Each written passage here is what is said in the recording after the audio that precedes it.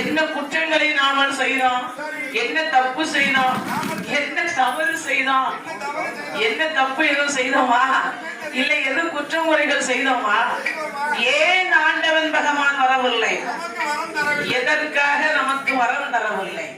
இதை அறிய வேண்டும், தெரிய வேண்டும் என்று சொல்லி அசுரனாகப்பட்ட வல்லரக்கே ஒரு வருடம் தவம் இருந்தார், உடையவனார் வரவில்லை. 12 வருட காலம் தவம் இருந்தார், பகவான் சிவன் வரவில்லை. வரட்ட ஏன் வரங்கட்டு இருக்கான்? ஆண்டவன் கிட்ட பழைய விடியும் 12 வருட காலம் தவம் இருந்தமே, ஆனா நமக்கு என்னவெல்லாம் நடக்கும்? பழைய விடியும் அவனி போன 56 தேசத்தையுமே நம்ம ஆளலாமே அப்படின்னு சொல்லி